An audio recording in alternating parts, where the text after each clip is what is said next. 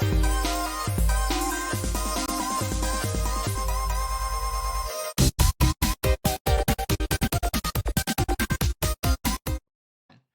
everybody, welcome to our early comics preview video. I'm Andy. I'm Matt. We're here with Infinity Flux Comics out of Chattanooga, Tennessee, and this is our big show where we show you some of the biggest and best books that are releasing this week to your local comic book store, whether you shop at Infinity Flux here or you shop at infinityflux.net. These books are live. You can head on over to the website and not even pre-order them. You can order them right now. They are live while supplies last. So don't miss out on doing that. Especially, it's really important when we talk about variant covers, that kind of thing, because there's only a limited number. And if you want to make sure you get them, go ahead and order them. And like I said, these do release on Wednesday. This is a big week. Yeah, there's some big caliber books. Big caliber books that, you know, I like this kind of week. It's like there's not a ton number-wise, but there's a lot of like must reads. Yeah, but there's not a lot number wise, so you can spend more time with the big ones. Exactly. Really absorb them more. So as you can see right here with our first two, it's big, and let's get it started. Yep, we are going to start with Ultimate Universe 2 Years In. This is a one-shot, just like the Ultimate Universe 1 Year In from about a year ago. Funny how that works out. This is written by Dennis Camp and Alex Pagnadel, and there's several different artists: Patrick Boutine, Phil Noto, Francesco Manna, Lee Ferguson, and Javier Polito. And one thing I'll say about this right off the bat is that this is very high concept and is a little hard to get your brain around. I think this is there's a lot of cosmic stuff going on in this. Gobbledygook. Yeah, like a lot of like the something ray and the cosmic bending. Yeah, and we tried to stitch two realities together using, you know, quantum cosmic math, but the threads didn't work or something. I don't know. Yeah, you'll have to see it. It's a lot of like you know, you need to just gloss over it. Don't worry about what these things they're saying are. Yeah, because the overall, and that's what I actually had to do, is like tell myself, listen, don't get bogged down with all of the mumbo jumbo. Just think about what is this book actually about. And it you know, a high level overview is that the Guardians, the Ultimate Universe version of the Guardians, who we have seen before in one of the issues of the Ultimates, well, they are traveling to various points in time and space looking for a lot of their missing team members. And they said they had like a bunch. There's a ton of them. There's not just like this is a bigger Guardian team than we're used it's to. Huge. It's almost like the Legion of Superheroes. Yeah. So because thanks to the makers meddling with the universe, a whole bunch of members of their team has gotten lost in time and in space, whether it's the past or the future, whether it's on Earth or somewhere else. So they're trying to find as many as they can. And their travels take them from the year 2 million BC all the way to the year 4362 AD, to Earth, to other planets. And they actually do find a few members of their team like Ultron 82, Nova Prime, and then, of course, the Ultimate Universe version of Daredevil. And Daredevil in this universe, as you've probably seen the preview pages, he is a cosmic hero, almost a reality-bending hero. Actually, probably not even almost, like an actual reality-bending hero. And so the introduction of Ultimate Daredevil is one of the big draws for this book. But I will say that it's actually only about 5 pages in the middle where you see him. Yeah, the way they're really like building it up of like, I was thinking this was going to be your main A story and then like a whole backup story about him. It's actually, you know, even the art style and stuff only shifts for 2 or 3 pages right in the middle. I counted 5, but smack dab in the middle of the book, and then it's... And we've seen most of those, like, leaked online, so... There was there's a nice double-page spread that I don't think has been released before. So that's one of the big draws for this, is Ultimate Daredevil. And it does explain a little bit why he is cosmically powered and can bend reality, you know, that kind of thing. I guess he's not Matt Murdock, because we saw Matt Murdock... That's right. In Ultimate Spider-Man #1. Yeah, he was a priest in New York. So this is a whole other entity. I would almost say he doesn't even have an identity. He might be that cosmic that he is just this being. Yeah, he is on the level of another cosmic being from the 616 universe, and they do mention it here, but I'll let you read that part for yourself. And I don't want to spoil the ending for you, but I will say that the Guardians do make a pretty shocking discovery about the universe and the Maker's role in the universe that I thought was pretty interesting.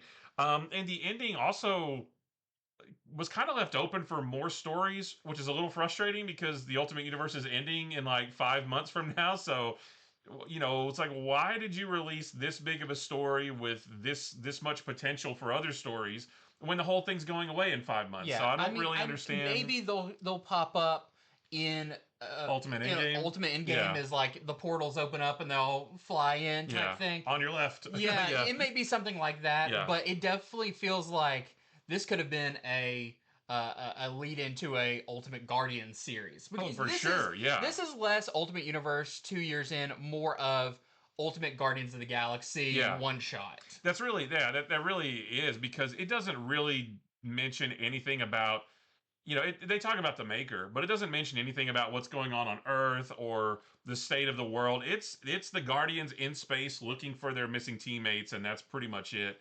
With some new stuff thrown in. And I still have questions about this. Yeah, he's not in it. He's not in it. Nope, not. I mean, I don't. It's like, just give me this in some comic somewhere before April, just so I can have that door closed. Yeah, I need closure on that. So, admittedly, this wasn't exactly what I wanted it to be, but I know there's a lot of fans of the Ultimate Guardian. I really liked the Ultimate Guardians when they showed up the first time. And I do think there's going to be a lot of fans of this book as well. It didn't quite work for me just because it was so high concept, and again, it's like, oh well, actually, even though it was really confusing, I'd like to read about these characters more and see where their adventures take them next. But oh well, yeah, I guess that's the feeling I had. It's like there's a lot of really cool ideas and characters. Man, this would have been great if it was like 5 issue. Yeah, at least. So you can let some of this breathe and get to know some of these characters. Because I really like Ultimate Nullifier. Yeah. Like, some of these characters are really, really cool. And, this is a very, bouncy, we go from one place to another, and you're kind of trying to keep up along the way. Yeah. So, so Ultimate Universe fans, definitely don't miss this one. Again, it's just a one-shot, and coming out at the tail end of the Ultimate Universe, a little bit of a head-scratcher. I kind of feel like the Guardians will show up in Ultimate Endgame, I think, maybe, but we'll have to wait and see. And the Ultimate Endgame starts December 31st, so we're not too far away. Yeah, we're in the month of it. So there's your A cover right there, and we have some variants. This is the Cameron Coley Ultimate Daredevil variant, so that's what he looks like there. And then we have this 1 in 25 Anindito variant. Sounds cool. That we're selling for $19.99. And then we have the 1 in 50 Virgin Cameron Coley variant that we are selling for $44.99. I still love Ultimate Cosmo, the ultimate good boy. It's just a great character. Yeah. Well, I've got a big one this week from DC. This is DC KO Superman versus Captain Atom, and this is our first of the All Fight Month books. This is round 1, and this is really cool. So this is by Joshua Williamson, and the art is by Sean Isaacs. This takes place almost immediately after the previous DC KO issue. You even see a little bit of other characters surrounding when these characters get put in their own place to fight. So, like we said before, I will say at the beginning, the structure of this, we've got our main story, and then there's a couple of pages in the end that are dealing with Booster Gold, and that is kind of why you want to make sure to read these rounds in order, because that story does build upon itself as it goes. Yeah, the fights themselves in this book and the next one's they're separate. Yeah. But that Booster Gold story is what ties all these books together, and you definitely want to read that in order. Yep. Yes. So, and this week you're only having to deal with one of the main fight books. But this one's really cool because you've got two of the most powerful characters in the DC universe, Superman and Captain Atom, who I'm sure that the Heart of Apocalypse has a reason for pairing certain characters up. They don't really touch on that. They don't touch on it, but with these two super powerful characters, you think, oh, immediately they're going to go at it, and it's going to be huge. But Superman is running into the same problem that Superman has run into with all of this.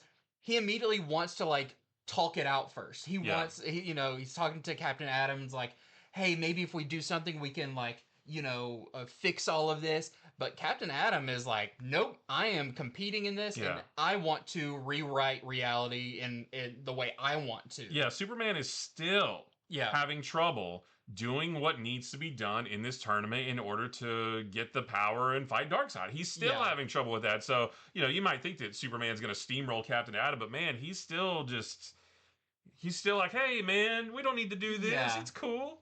I guess it's just like he's been in so many of these situations that he's always figured out a way out of without doing something that compromises his morals or whatever. And this is, one of the times where it doesn't look like you're getting around that. Nope.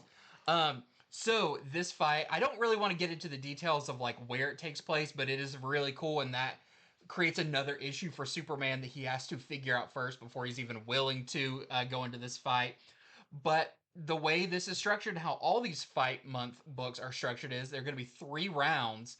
And after a round ends, whether there's one person or the other that wins, when they come back for the next round, they almost like it even almost looks like a pick your costume in a fighting game. Right, yeah. They have all these versions of themselves from the past and the future that they can choose from to be for the next round. And that's really cool. That's a really cool idea because it's almost like you've got the main fight, which is your choose a character, and then after this, they're like, do you want to wear this suit from this run or this run or... But it's not just a suit. Like it's you become that version of yourself from the past or the future.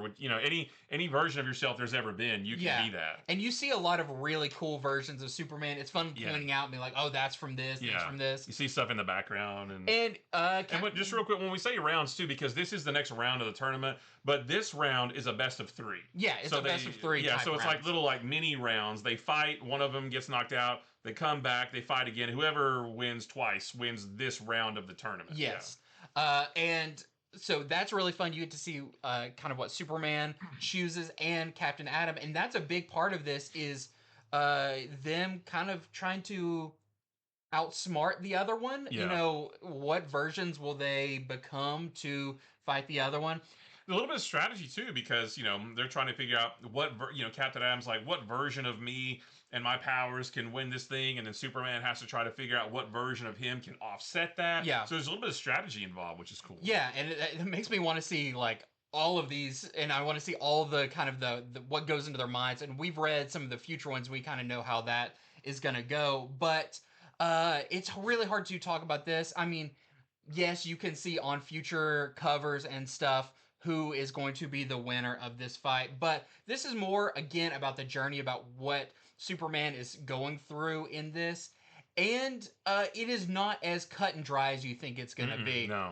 What happens in this, I will say, is it did require me doing a little bit of deep diving on certain characters and their histories and forms they have taken in the past and where we've seen that before. And this one gets pretty meta in a really fun way. But what all these are mainly is you just want to see big action-packed issues and characters flying through buildings and smashing stuff, and these characters that usually hold back going all out.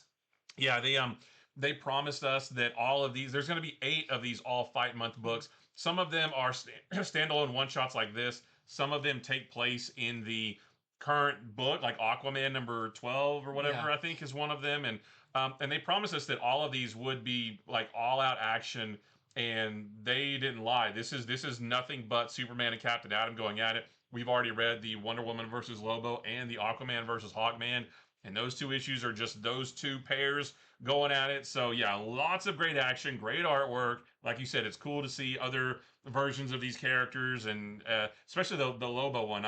There was something in there I did not expect to see. But so just super duper fun, great artwork. Like I recommend all of these. Yeah, this is definitely going to be one that you'll want to pick up this week. Again, it's like, we've got the main DC KO book, but one of the big parts of that, usually we say, oh, if you're just trying to do it light, just read the main book. But this is kind of what this whole event is about. Yeah. Is seeing these big fights and these big characters take on each other. And so I would say, try to, if you can, get these all fight month books, because they're all fun. They're why you're reading this event. Yeah. And they do progress the story, at least individually, for the characters involved in them. Yeah. And you'll see where they'll end up next.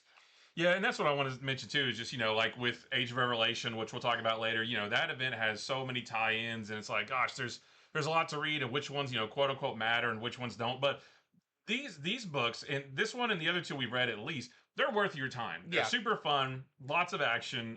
You and this kind of is these 8 are kind of the main story, because Yeah. by the time we get to DCKO number 3, all these fights are over, and it's the last 8. The winners of Yeah, these. the winners of these are in the next one. So these are worth your time to read. Yeah, absolutely. And they're good. Yeah, they're really good. So we've got our A cover there, which I believe is Jorge Corona, who's doing all of the A covers That's right, for yeah. the 5-month books. Yeah, and they look great, yeah. Whoop. We also have a Sean Isaacs cover. That's your interior artist, and DC, get him on a I guess Dexter Soy's leaving Nightwing. Oh, he would DC, be if you're listening, put Sean Isaacs on Nightwing. That would be awesome. We also have a John Jang cover. Superman pumping iron. Pumping. On either side of those bars is full planets. Then we have a Lucas Meyer cover. And we have this Sanford Green Dark Side cover.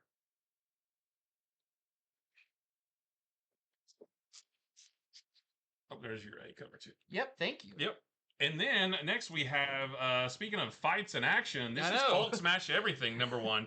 So this is written by Ryan North. He's taking a part of Fight Month too, just in his own little world. Yeah, this is his own thing. So this is written by Ryan North. The art is by Vincenzo Caratu. This is the first of, I think, a 4 or 5 issue miniseries.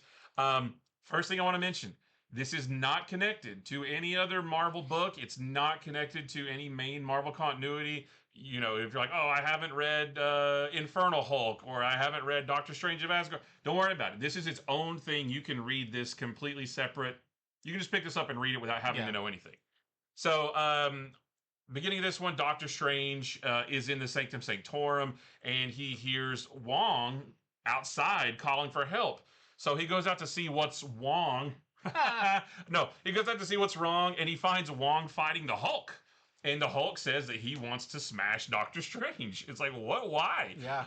And so that leads us to a really cool fight for a few pages before Doctor Strange looks into the Hulk's mind to try to figure out why the heck is he even doing this in the first place. And it turns out that, and this is not a spoiler, it turns out that this is all the doing of the leader.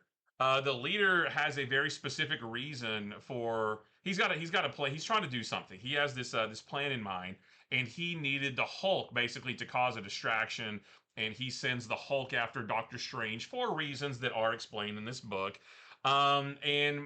Eventually the Hulk does come into confrontation with the leader. You get some brains versus brawn. It's always a great time when the Hulk fights the leader. It's like Superman versus Lex Luthor, brains versus brawn, and how is the smart guy going to outwit the strong guy, and how is the strong guy going to get around all the smart guy's traps. I love those kinds of stories. I love the leader. We haven't seen him in forever, and this is classic leader. He's in his like orange jumpsuit, with the big head and everything. But that confrontation between the Hulk and the leader kind of sets up what this overall series is going to be about, and that is, the Hulk literally smashing everything if the solicitations are to be believed. And it sounds like it gets very like meta and cosmic at some point. He's like smashing the reader, I guess, or something. He's smashing like time and space. Right, itself. right, yeah. But yeah, this is a cool issue because one, it's like full of action, but it's also setting up. It's giving you by the end like kind of a playground of like, and now just watch Hulk smash. Just watch Hulk smash things, and what will he smash next, I wonder, Yeah, so it does exactly that. It's a lot of fun. This gives me the Hulk that I've been wanting for years. Yeah. Where it's just a Hulk smashing things. It's not a horror book. There's not a monster inside him. You don't have Bruce Banner psychologically turning him into a spaceship. No, this is just the Hulk smashing things. All kinds of things, as you'll see near the end. But super duper fun. The artwork is fantastic. Yeah. Lots of action. We get a little bit of a Defenders reunion with Hulk and Doctor Strange, which I thought was pretty fun. So yeah, if you just want a really fun action-packed Hulk book or just a really fun comic book, definitely check this one out. I liked it a lot. and I'm definitely going to keep reading the rest of it. So there's your A cover right there. We got some cool variants for this one. This is the Mark Brooks variant. I love covers where they smash the logo. Yeah. That is great. This is the foil 80 Granov cover. That looks really nice.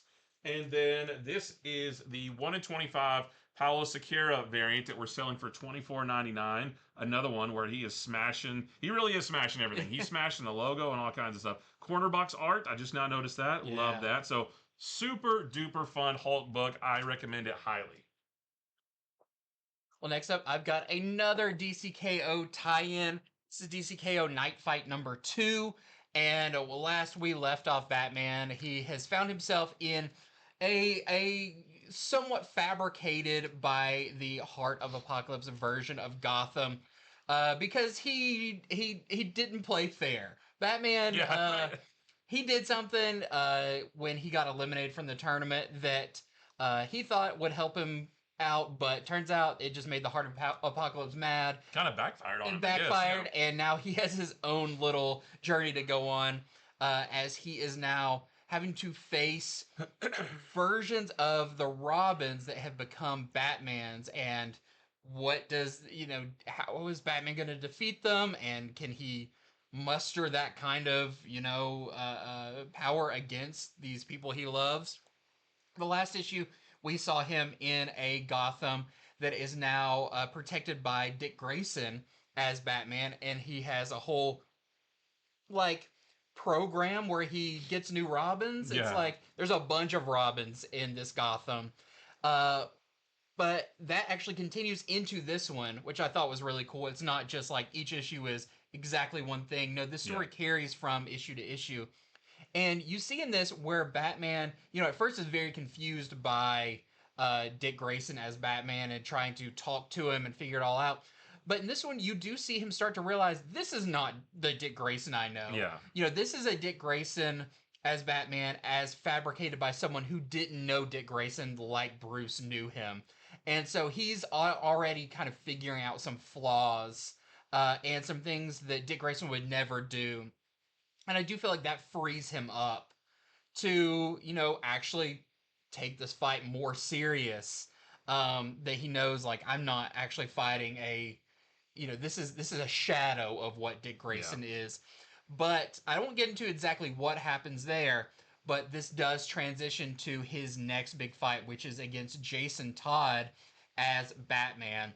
And this one's really cool because it is very reality shifting from one fight to the next, and now Batman has found himself in a different scenario, in a different Gotham, and basically a different reality. Yeah, essentially. And this version of Jason Todd as Batman is accusing Bruce Wayne of something really interesting through this entire issue. Now, not only does the who is Batman in this world change, but also the art style, which all these issues are by Dan Mora, but Dan Mora filtered through another artist in a really cool way in this one that you will immediately be able to recognize. Yeah, and they told us when we were on a retailer call with Joshua Williamson and some other folks about all these DCKO books, they told us that it was his idea. He said, I want to make each one of these books feel very distinct.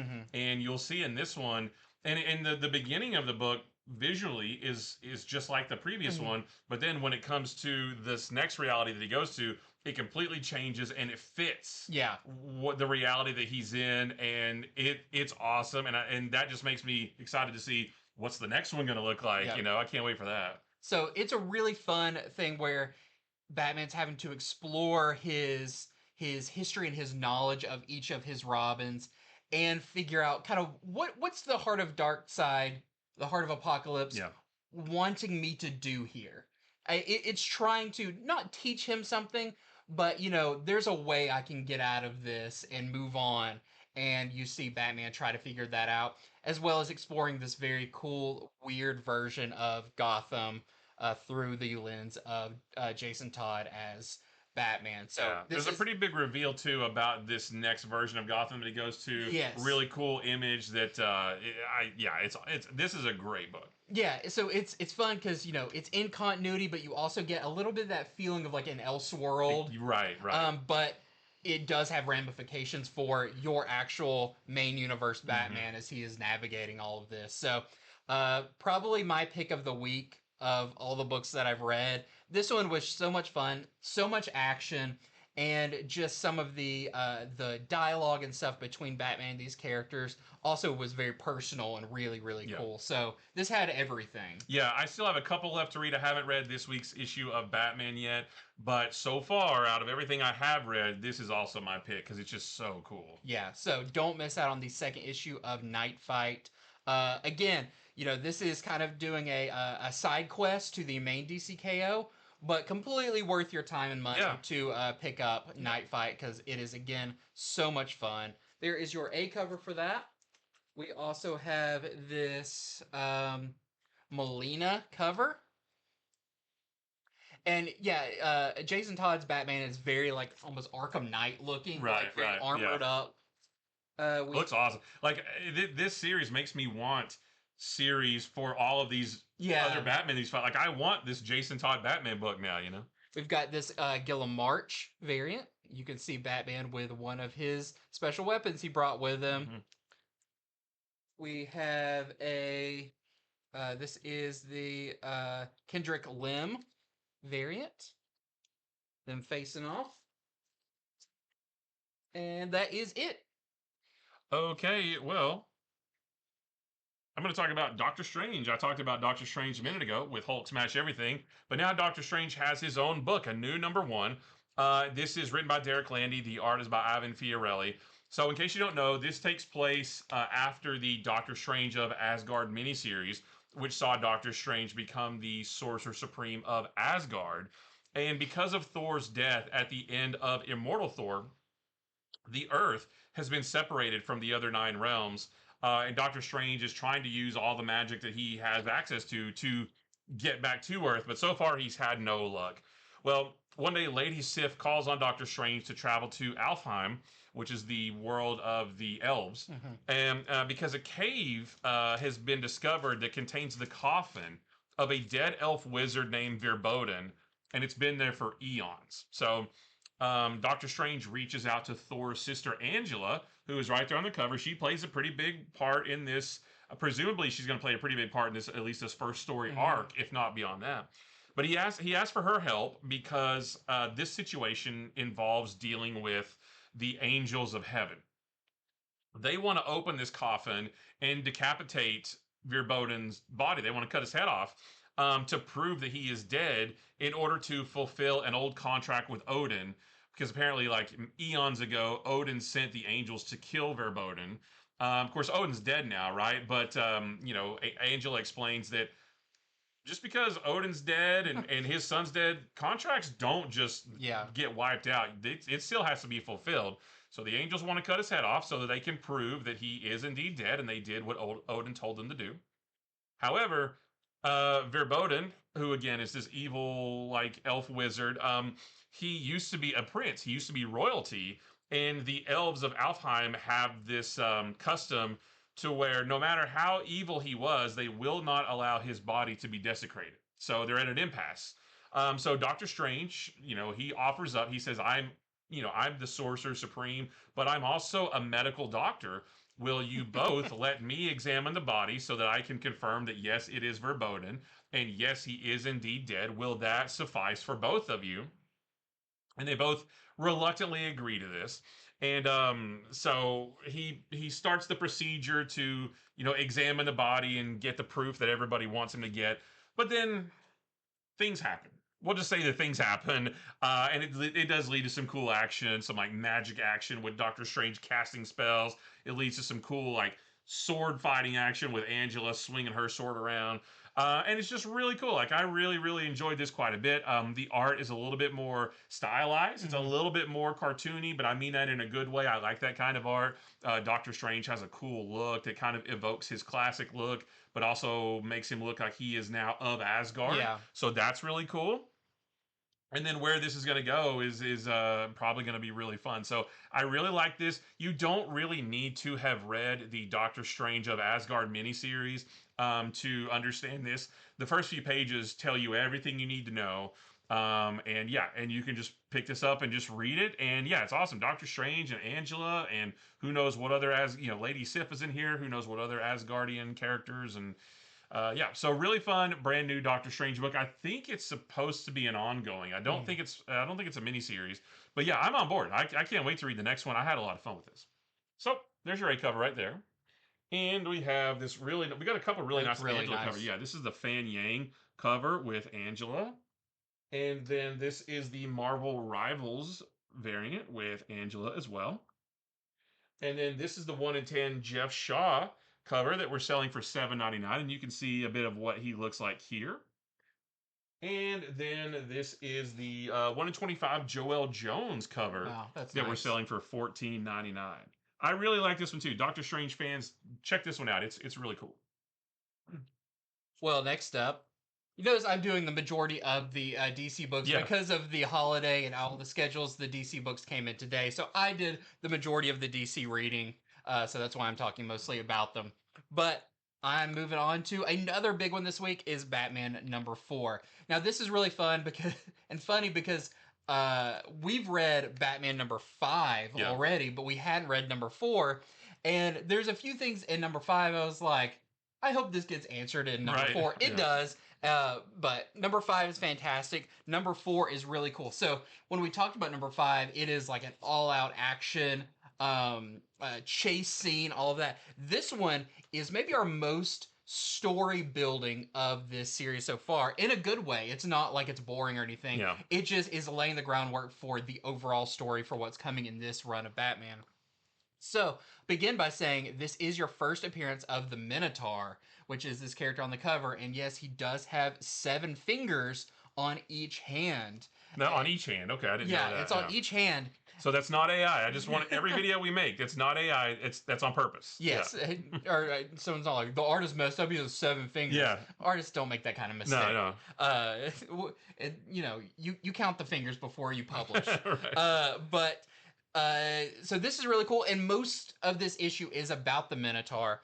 Now, to begin with, we do have a really fun scene where we see Bruce Wayne meet with Dr.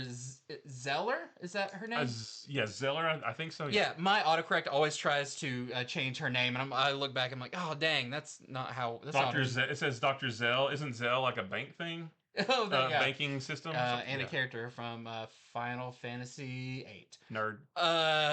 But he meets with her, and what's fun is we know that she's actually met him before, but he was Batman in issue 1 with Killer Croc. That's right, yeah. She has not met Bruce Wayne, and she has some very big opinions about Bruce Wayne. But Bruce is very interested in this thing she's working on called the Crown of Storms, which is what she used on Killer Croc to kind of pacify him and, help him with his transition, whatever it is, from one version of the Killer Croc to another. And Batman and Bruce Wayne are very interested in this thing, and he wants to discuss that more with her. But something else is going on in Gotham. And we see a bit of this play out, but there is a lot of gangs that have risen up in Gotham. Less like Batman's rogues gallery and more like, crime families have risen up. And that is discussed why that is. And that's where we get into the Minotaur, who is not only a kind of a crime lord himself, but he's kind of the end-all be-all crime lord because he is attempting to unite the crime families and the criminal organizations, not necessarily families, of Gotham. Kind of like, is it like Kingpin? A little bit, but more almost on a corporate level. The solicitation and stuff mentions that the Minotaur has made organized crime even more organized. Like, he has almost a business plan for how the criminal organizations can all benefit from working together and like see their profits rise year over year. Okay. He's that kind of, less like he doesn't do the talking with his fists. He's very he speaks but also intimidates with his his own flavor. We learn about his business, which is called Taurus, and there's a reason why it's called that. And you will have to read to find out why all these criminal organizations pretty much go with his idea. He has a very good way of getting them all on board, Persuading everybody. and it's also very scary.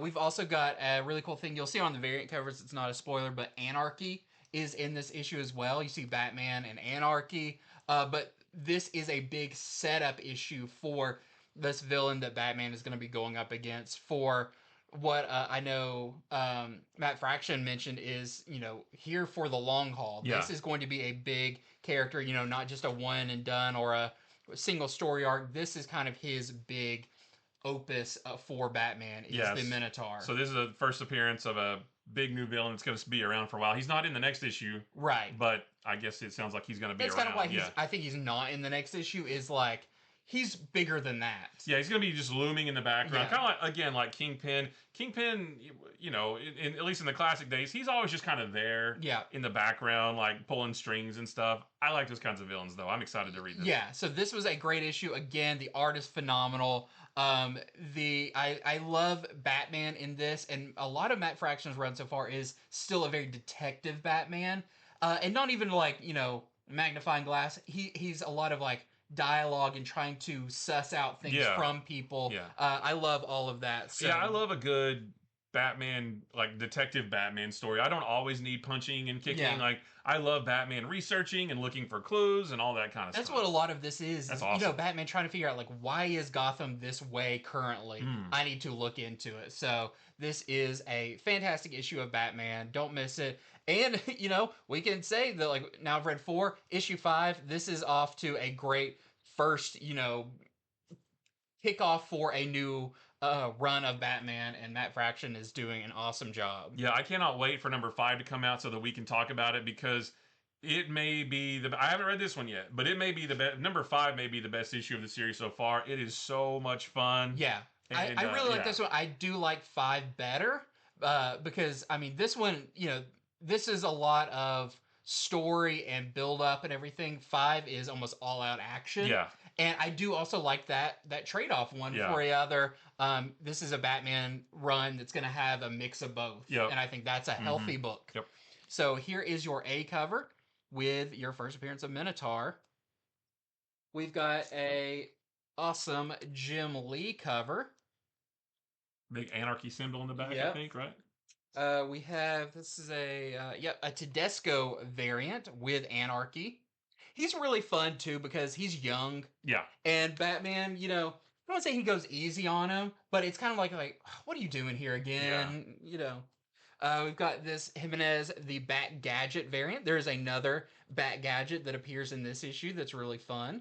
It does the little off to the side. Yeah. Here's what its abilities are. I love that. I'm a sucker for that kind of stuff. Yeah. Even if it's just a little small, I just love. And then we have a Massafara cover. We have a foil version of the Jimenez A cover. And lastly, we have the 1 in 25 David Aja cover for $19.99. Yeah, I'm bummed that I didn't get a chance to read that one, because it sounds like it's going to be a ton of fun. But we're going to move on to Fantastic Four number 6. Speaking of ton of fun. Yeah, right. So this is really cool. This is like one of Marvel's best books, if not Marvel's best book, every single month. And this almost reads like an anthology book, almost. It's not quite, but it almost feels like that, because it's got like 2 separate stories in it. Now, the solicitation for this talked about this alien race coming to Earth, and they were going to try to lock the Earth's rotation lock it with the Earth's orbit around the sun, so that the same side of the Earth is always facing the sun all the time, and the other side of the Earth never faces the sun. They're kind of like magma aliens. Yeah, like yeah. They need the heat. They need heat, right? So basically, one side of the Earth will burn, and they're going to take over that side of the Earth, and then the other side of the Earth is just going to freeze. I like how they're like, but for those few puny humans that follow us, there's going to be a band around the Earth there's going where to be it's like a just right. Yeah, and there's going to be like a transition piece in the middle. They can try to eke out an existence there. Yeah, so that's what the solicitation talks about. That only lasts for about the first 5 or 6 pages. Yeah, it's really not long. Yeah, the Fantastic Four, they take care of that, right? They handle it. What I do love about this too is they don't solve everything just by punching it. Right. This is the kind of Fantastic Four I like, that they are more brains than brawn. Of course, you got the Thing there, but they think their way through a situation, and this is another case of that. And I do feel like I will say that Sue was a big key to solving this scenario, and I feel like that's why they told this story at the beginning, because to sort of prop her up as like, hey, she's a force to be reckoned with, and to sort of like show how capable she is in various ways, giving her a good spotlight. That's right. So the other part of the book is I don't want to say who, but it's one of my favorite Fantastic Four villains. It is a classic, well-known Fantastic Four villain breaks into the Baxter Building, and of course alarms go off. The Fantastic Four have to go deal with that, and they do. And that whole sequence is really, really fun. It feels very, very classic Fantastic Four. But after that's over, Reed starts researching, how did this happen and why were they able to do this and that? Yeah, why could they get in on the floor they got into? That's right. Yeah, like part. Nobody should be able to get past my security, that kind of thing. So he starts to look into some things, and he starts to research some things. And it's also a little bit like Bill Nye the Science Guy too, because he's explaining how things work to his kids, but also kind of to us, the reader, as well. Yeah, I don't know how much is real and how much is not, but it's kind of a neat little science lesson too. But it's while he's investigating how this was all able to happen that he makes a very shocking discovery that will be the catalyst for this current story arc. And I should mention this: most of these issues of Fantastic Four are pretty much one and done issues. Yeah. Maybe they're a 2-parter, but that's it. But this is part 1 of a brand new story arc called The Invincible Woman. And we know we're going to see the return of Malice, which is a personality that Sue Storm had for a bit back in the 90s. We don't see her in this one, but that's going to be a part of this story at some point. So and I'm really interested because it's not clear cut how we're going to get there in this. And I like that, most of these have been one and done, and this has a little one and done right at the beginning. Right at the beginning, and then you get into, so you still get that plus more. Yeah. So, by the time you get to the end, Reed is researching something, and the discovery that he makes, it's a last page reveal, and I was reading it. It's one of those that make you go, oh, that's really cool. And it's one of those that makes you immediately want the next issue. Yeah. So, yes, very, very awesome issue of Fantastic Four, part 1 of a new story arc. Again, you do not have to have read any other Fantastic Four to read this, as long as you know basically who they are. Yep. That's all you need to know. So if you didn't read the first 5 issues, don't worry about it. Pick this up. It's fun. Humberto Ramos' artwork is great as always. It's action-packed. There's science involved as well, and it's brains and brawn and action and suspense and surprise. It has it all. Basically. I feel like this is the formula for this Fantastic Four is the right formula for a Fantastic Four book. Exactly. Yeah. It is heavy on the science, heavy on the family, heavy on the larger than life ideas that are brought up. I just think this is kind of your perfect Fantastic Four series so far. Yeah, every month Ryan North somehow manages to find the right balance of give us a lot of good family moments, but also some fun action, but also some mystery and also some adventure. It's just the perfect mixture of all that stuff every month, and I loved this. So definitely can't wait for more. This is our A cover right here, and there's a couple nice variants. This is the Capuccio variant right there. We have the Joe Jusko variant. I still have my Joe Jusko Marvel trading cards from back in the 90s. This is your Marvel Rivals variant. I have that skin in Marvel Rivals. Yep, with Malice. This one is going to sell out super duper quick. This is your J. Scott Campbell Malice variant. I think we only have a couple of these left, so And we ordered heavily, and people have been grabbing them. So go on the website right now and grab this, because I honestly think we have 2, maybe 3 of these ones left, and that's it. But yeah, that looks great. Again, she is not Malice in this. We don't know how it's going to happen, but we do know it will happen at some point. Yeah, like the next, I think it's the next issue.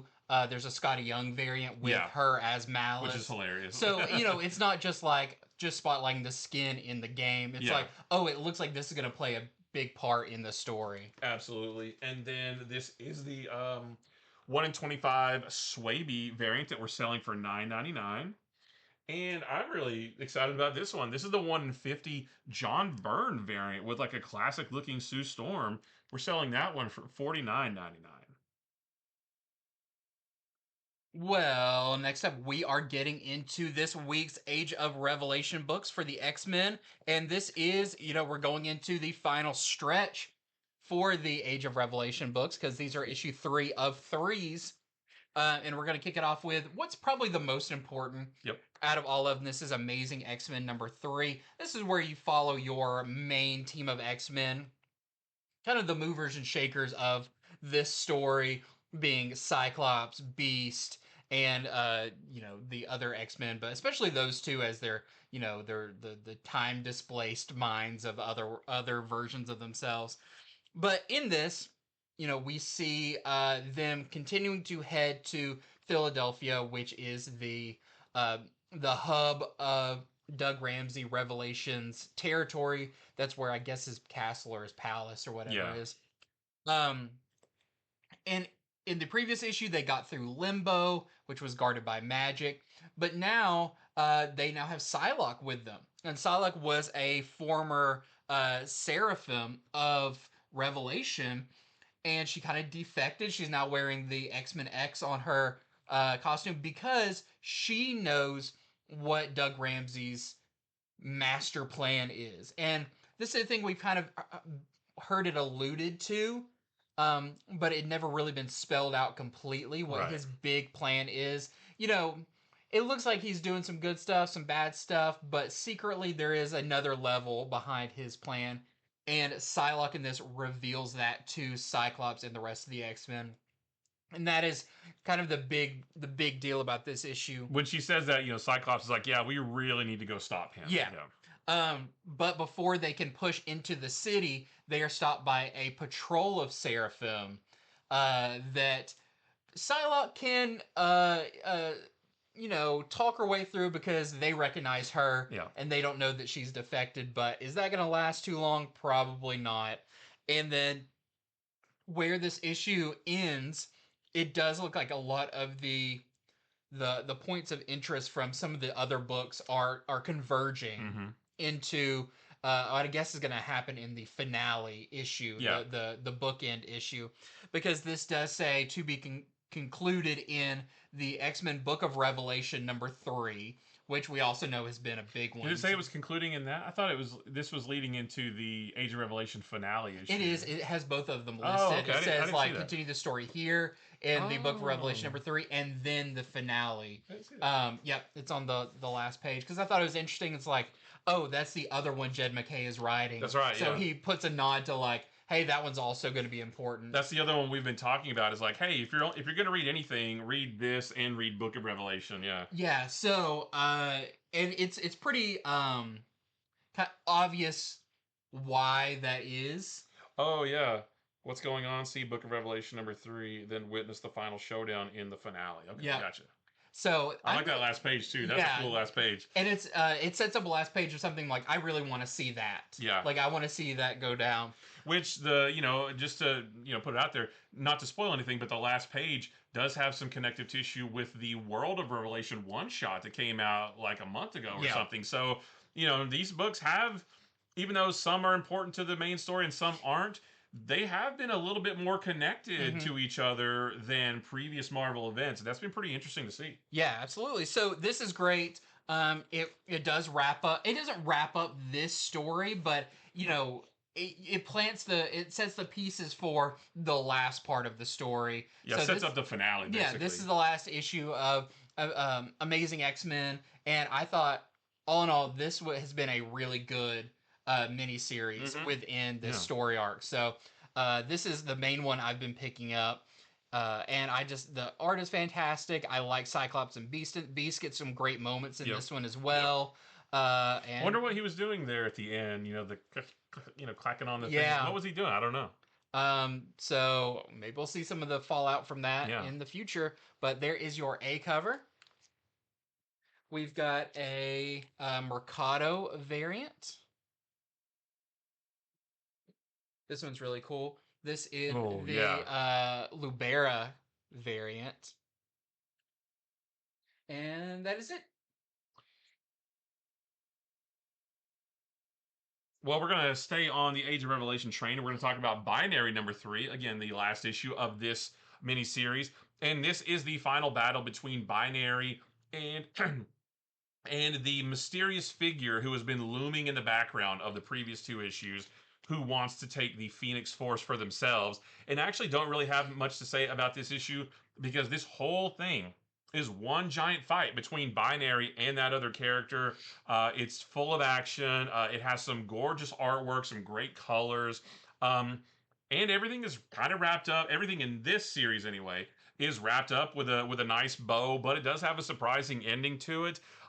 This series didn't really contribute much to the main Age of Revelation storyline, but I still enjoyed this one. This was one of the better tie-ins, I thought.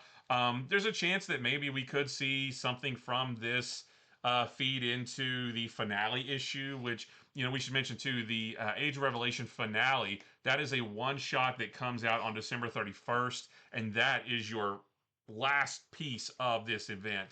And something from this maybe could show up in that, but I don't I know for almost have the sure. feeling like that books will have one or two panels Of to everything. represent most of Yeah, the yeah. miniseries where you just see, those characters, how do we leave them off? Yeah, yeah.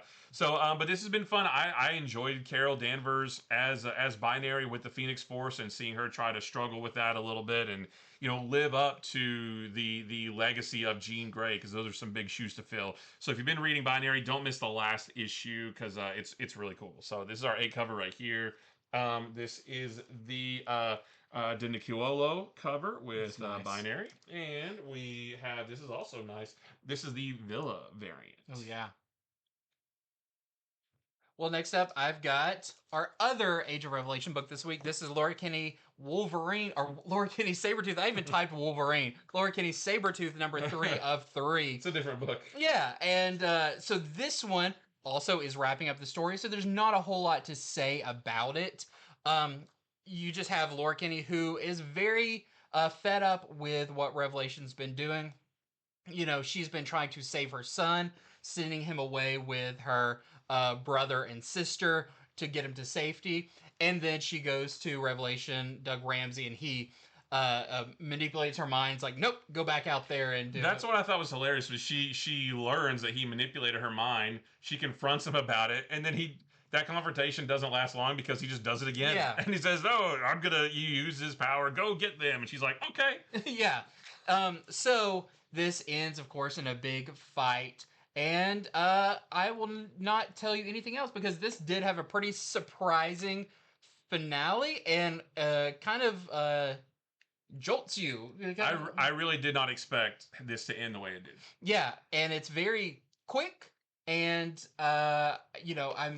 it makes me wonder: are we going to see anything out of this in the finale? The finale? No. What did this really lead up to? But yeah, last issue of Lord Kinney Sabretooth, issue number 3, and this is the only cover I have to show.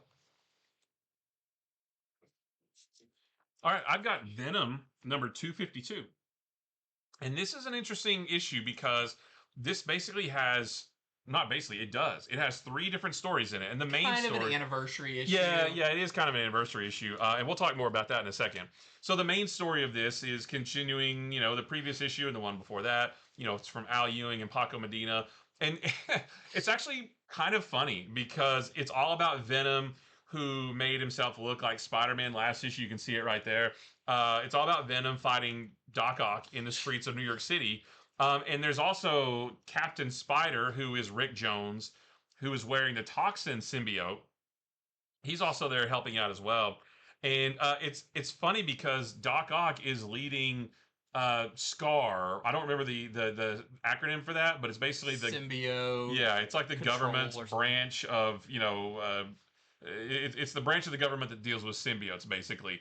And Doc Ock is like, I'm gonna take you down, Venom, and the other one, and and Venom like hides his mouth. He's like, "I'm Spider-Man. I don't know what you're talking about." And the crowd is the onlookers are watching and cheering, and Doc Ock is the only one who knows that they're symbiotes. He's like, "You just had a mouth a minute ago.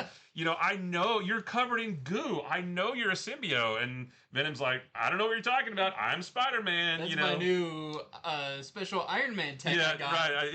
It's nanotech, It's nanotech. yeah, so it's really funny, and the whole story is basically just them fighting in the streets It of is New a really York. good classic making Doc Ock look like an idiot. Yeah, it does feel very like classic Spider-Man versus Doc Yeah. Ock. Yeah, so it's really fun. Luke Cage gets involved as well. He's the mayor of New York, but he can still throw down as well. But it does, the ending of it does kind of set up the next part of the story to come, which is cool. So yeah, if you've been reading Venom, this is just the next part of that. Now, the next story is called Eddie Parker, Your Friendly Neighborhood Symbiote. This is from Jordan Morris and Jesus Saiz. And there's a foreword before that story that explains the why, like why they're doing this story. And the reason is that because Amazing Spider-Man number 252 was such a big issue for Amazing Spider-Man, because that was the first issue where Spider-Man had or at least it's the first. The timeline gets a little bit Yeah. confusing, but it's the first issue where Spider-Man came back to Earth in the black suit. They thought, well, if Amazing Spider-Man 252 is the first time Spider-Man is in the black suit, Venom 252 should be the first time that Venom is in the red and blue suit. Yeah.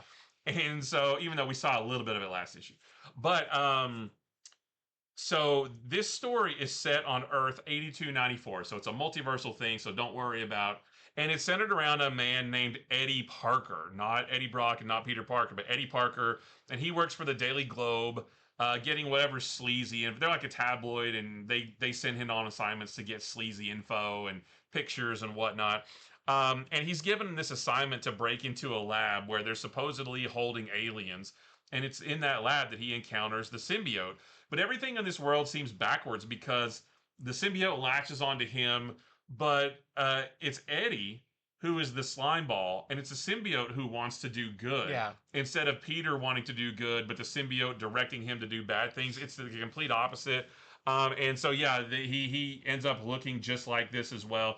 And they explain that like originally our idea was for that character to be in the red and blue, but when Al Ewing heard about it, he wanted to get in on the fun as well, so they worked this into this story as well. It, Uh, it, it almost felt like they threw him under the bus a little Little bit. bit, yeah. They're like, well, he liked that idea so much, he took it. Yeah, right. Because the main you see this first in the main story before you see it in the story where you were supposed to see it Yeah. first. So a little bit of weirdness there. I recommend reading that forward, and it explains everything. I also think maybe that's the version that's in Battle World. I agree. I think so too. Yeah. And then so there's that story. It's just like a alternate universe story, a fun little story. And then the last story is called Parallel Lives, and that's from Tom DeFalco and Ron Friends, who was your original team on Amazing Spider-Man 252. And it's a brand new story that takes place around the time of Amazing Spider-Man 252 when Peter was still wearing the symbiote, but he didn't know it was a symbiote. And Eddie Brock is the only one who notices that ever since Spider-Man came back in the black suit, he's a lot more brutal. And we know that Peter is asleep. Like it even does what the classic issue does, and it shows through the mask and Peter's asleep, but the symbiote's like driving him. So Eddie sets up a trap to show how violent Spider-Man has become, but it backfires on him. So that's just a nice little one and done story that takes place during the story back then.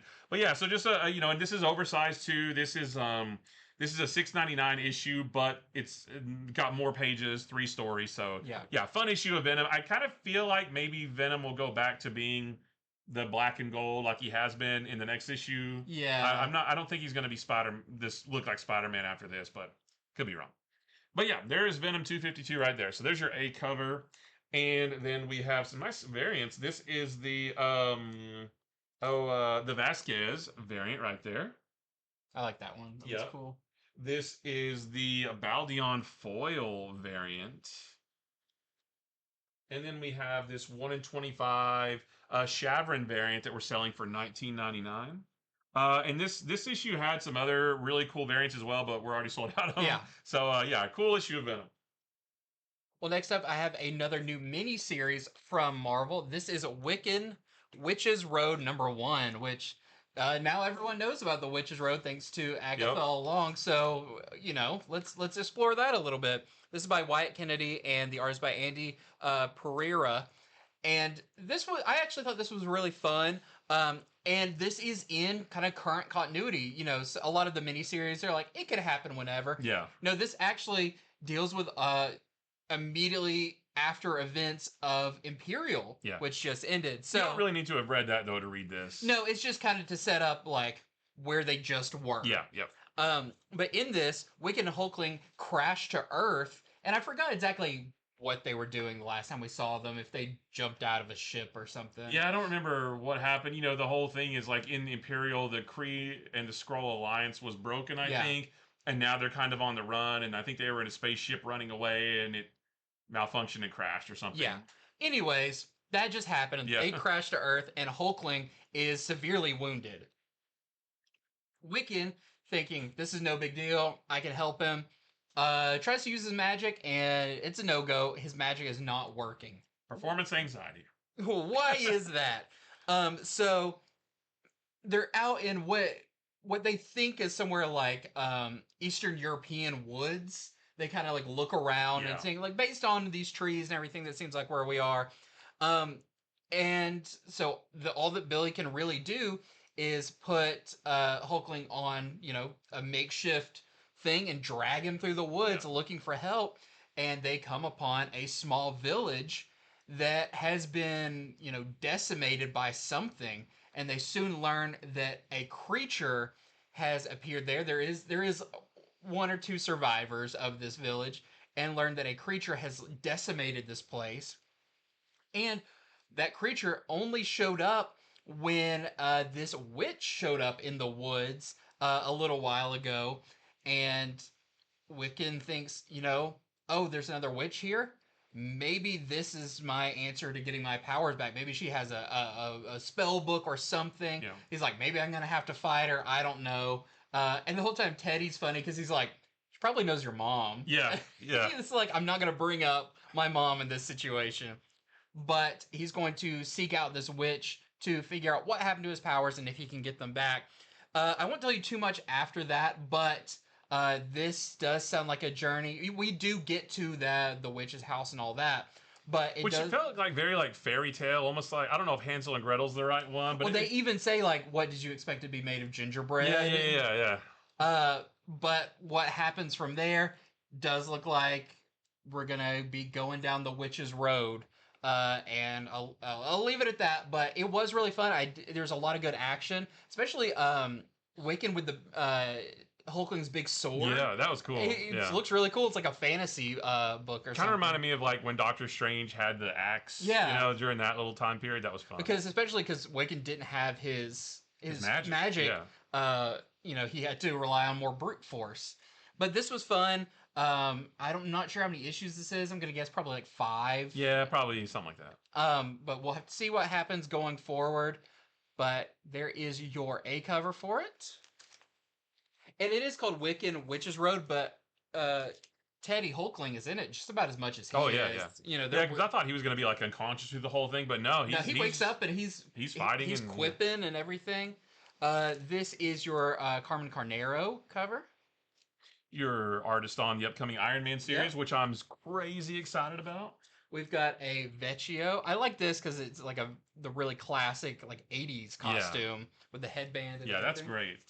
And then we have a Villalobos variant. That was nice too. He looks very Doctor Strange there. Mm-hmm.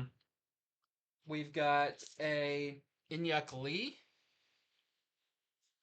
And we have this is the Peralta 1 in 25 that we're selling for $19.99. There's another really good part in this that is Wiccan telling Hulkling about how he got some of his survival skills, Yeah, that was and it's cool. back from when he was in the Young Avengers. Yeah. And Kate Bishop taught him a lot of stuff, and Hulkling's like, "Where was I?" He's like, "I think you're in space." He's like, Yeah. "Oh, that makes sense." It just made me scream though, because it's like, Marvel, please give us more Young Avengers. I know it really felt like they were being like, remember how good Young Yeah. Avengers was, and like when we were all teamed up Yeah. together. This is and all you're gonna get is a brief mention of it. They're like, yeah, we went on camping trips, so we had something to talk about other than supervillains Avengers, and yeah. stuff. And I don't know. I thought that was like, it was actually a really heartfelt moment right there in the Yeah. middle of the book that was really good. You got one more to talk about? I got one more to talk about before we go into our Speed Force round. This is Absolute Green Lantern number 9. And this one was really cool. I did not know we were getting a guest artist on this one. The guest artist is Sid Kotian. It looks Sid great. Koshin. And yeah, this is, I would say it looks more traditional, like superhero comic, but it gave me vibes of like, someone who was really inspired by like Greg Capullo or that style that I thought was awesome for this. And I liked John Oy Lindsay that's on this, but put this artist on another book because they are phenomenal. Yeah. So in this, we meet a character that calls himself Nemesis. And now if you look up the DC character, and we knew this was coming, you'll find a old like assassin master of disguise character named Nemesis. And it's a very interesting kind of a cold open to this issue where he's on a job and it's at I guess where two scientists are working. But what the first scientist is doing almost feels like a setup for maybe something coming in the future that I'm very interested in what all that is. But we do see that he after that gets an assignment to hunt down Joe Mullen. Now, currently, Joe Mullen is with her ex-wife, um, Kale, right? It's or Jennifer Kale. Is it Jennifer? Was it Veronica Kale? I don't know. Kale, yeah, is the last name. I get her and the other character with the almost the same name confused. Right. But they are watching over Hal Jordan, who is still crashed out on her couch after everything that happened in the previous story arc. And meanwhile, Joe Mullen's ex-wife is she's head of the DEA, the DEO, the Department of Extraterrestrial. It's the one she was in from Supergirl. From Supergirl, yeah, that was the DEO, I think. Yeah, I can't remember all the anachronisms and stuff. But so she's really interested when she sees the ring. Does it say? Cameron Chase. Oh, I don't know why I put Cameron Chase. Yeah. That sounds right. I was like, Kale doesn't sound quite right. I think isn't that a Wonder Woman character? Kale? Yes. Yeah. Cameron Chase. Cameron Chase. Yeah. So Cameron Chase is interested in Joe's ring and everything going on because immediately, they're bickering back and forth about their previous relationship and everything, and then she's suddenly like, "You're right. I can't turn my brain off, and now I'm super interested in what's going on with your ring." And so they do kind of a deep dive on it, and she does ask Cameron Chase. DEO. The DEO. Cameron Chase, as Joe Mullen is telling her about everything that happened, she's recounting stuff that happened in issue 7. That was the really spacey and started to describe a lot of that stuff. And Cameron Chase is like, "Okay, I've got an idea, but I need you to write all of this down. So, we have all the facts." And she's going to go find another really familiar Green Lantern character that I thought was really fun. I'm not sure if they've mentioned them before. Is it Chip? It is not Chip, okay, darn unfortunately. It. But what a lot of this issue is some pretty big story progression as characters are trying to figure out what is this ring and digging back into some of that stuff that was so kind of high concept from before, and these characters trying to understand what it all means, which was really nice of Joe kind of trying to suss through that vision she had. She's like, okay, there's a guy, Tomar Ray, he did this thing. I thought that was really good because it's like, oh, good, get down onto my level and my understanding. I didn't understand it either. I'm glad you didn't also, yeah.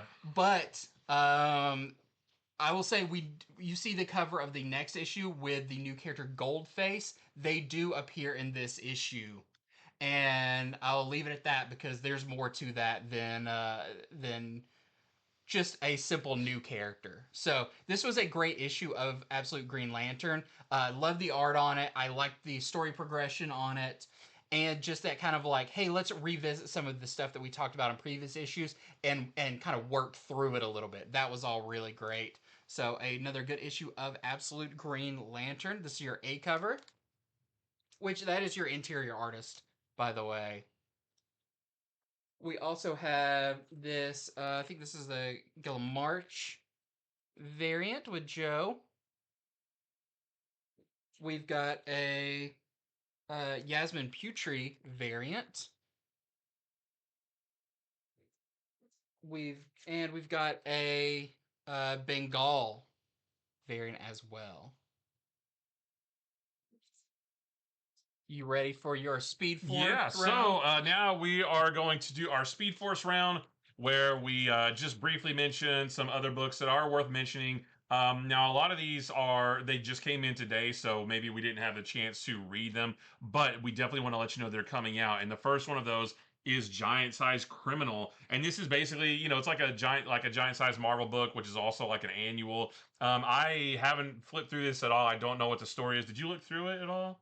Yeah, I skimmed through it. It's a return of a classic criminal character. Okay. But this is the first time that we've gotten a criminal standalone book. I think they said in like 5 years or something. Yeah, it's been a while. Yeah. But yeah, The Return of Criminal, Ed Brubaker, Sean Phillips, it's a great, it's one of their most well-known stories, I believe. So yeah, I just wanted to let you know that it is out this week for you criminal fans. For you criminals. For you fans of criminals. Next up, we've got G.I. Joe issue number 15. This is part 3 of 5 of the Dreadnought War. This is really cool, and you get a lot of Road Pig in this one. Nice. Which is such a great character. Some really cool stuff in this one. And yeah, if you've been reading it, this is coming out twice a month now for this story arc, so don't miss this next issue of that. And then I had to flip through this just to see. This is Dread the Hall. So this is a one shot from Image that is just it's your typical anthology holiday book, but it looks very. I just flipped through. It looks pretty dreadful. It's holiday, it's Christmassy, but also scary and horror. So if that sounds like your cup of tea, like I always love a good horror book, but this time of year I want a little bit of Christmas flavor to it. And this gives you that. I don't know how many stories are in this, but it's at least a few. I saw a bunch of different art styles. Yeah, it's kind of an oversized issue. Yeah, it's square bound actually. Yeah. So yeah. Well, next up, I've got Star Wars Legacy of Vader number 11. This was a great issue as Vinay, who has been kind of Kylo's guide on all of this, thinks he knows the final step to push Kylo over the edge from just being Kylo into kind of the successor of Vader, but maybe he pushes Kylo too far. Now, this is issue 11, and if you look ahead, there is no solicitation for anything past 12, and it hasn't been officially, announced that it's concluding, but at the end of this issue, it does say to be concluded. So it does look like, at least for now, this series is wrapping up with one more issue number 12. There's a lot of speculation that maybe it'll be relaunched as like a Kylo Ren book or something, or, be working in, like story arc chunks. They'll restart it as another series or something.